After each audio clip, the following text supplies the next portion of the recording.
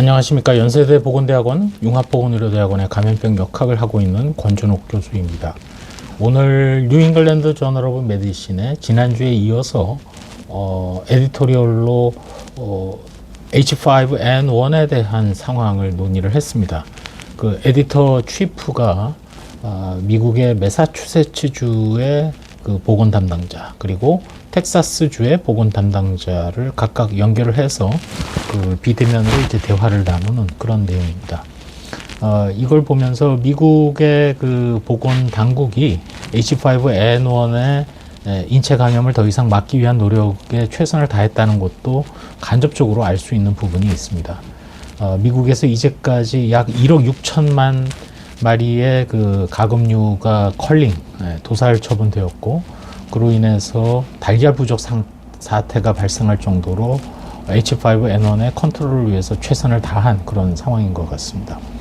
또 미국도 이러한 파울트리, 가금류들이 스테이트, 주 경계를 넘어서서 이동하는 것에 철저히 통제를 하고, 더더군다나 사람에서의 H5N1은 아직까지는 위험도가 낮다고 판단하고 있고, 그 근거로는 지금까지 발생한 가금류 1억 6천만 마리, 그리고 캐틀, 소와 같은 가축들, 또 뭐 동물에서의 발생, 뭐 애완용 고양이부터 시작해서 그 규모보다는 사람에서 발생한 70건은 매우 작다. 그리고 70건 중에 거의 대부분 67건이 다 농장 종사자들이고, 나머지 경우 아직 감염 경로는 모르지만 어쨌든 그 위험도는 매우 낮은 상태이다. 지금 미국 전국적으로 H5를 일단은 스크리닝, 선별 검사할 수 있는 능력을 갖추어 놓았기 때문에 주로 매사추세츠 같은 경우도 큰 의료기관이 많고, 따라서 중증으로 ICU에 입원한 환자들에 대해서는 H5를 일단 검사를 다 하고 N1 타이핑까지 한다고 합니다. 텍사스주의 경우는 H5에 대한 검사를 하고, 만약에 H5가 일단 선별이 되면 더 자세한 최종 확정적인 검사를 위해서 가건모를 미국의 질병관리청 CDC로 송부한다, 그렇게 나와 있습니다. 다만 앞으로 미국의 경우 통례적으로 볼 때 금년도에 계절 인플루엔자, 계절 독감의 유행이 매우 강력했는데, 그럼에도 불구하고 수주 후에는 아마 예년과 같이 사그라들 것으로 보인다. 그럼에도 불구하고 H5N1에 대한 감시는 지속을 해야 된다는 내용.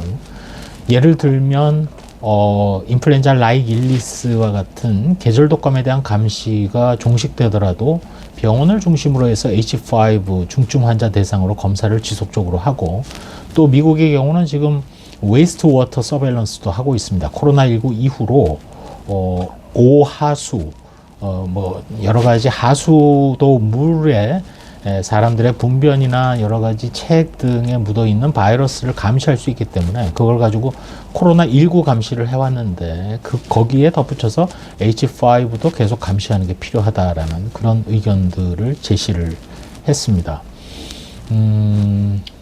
막바지에는 홍역에 대한 얘기도 잠시 아주 짧게 나왔는데, 지금 미국이 코로나19 이후 프로 백시네이션, 즉 백신을 맞아라라고 얘기할 수 있는 분위기가 아니다. 그런 분위기가 아닌 것이 매우 안타깝다는 그 전문가들의 의견을 나눴습니다.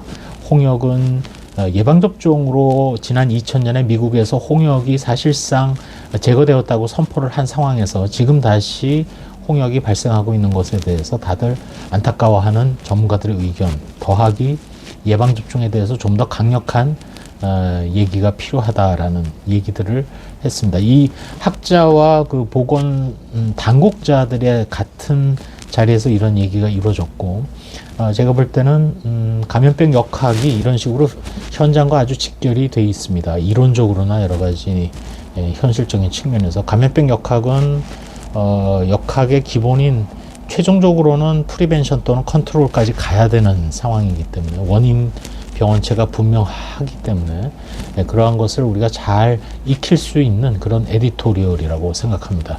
오늘 아침에 매우 간단히 소개드렸고, 관심 있으신 분들은 그 에디터인 취프가 주도한 NEJM의 Outbreak Update H5N1, 제목이 A View from the States, 해당되는 매사추세츠와 텍사스주의 보건 당국자들이 참여해서 대담을 나눈 것을 한번 리뷰해 보시기 바랍니다. 감사합니다.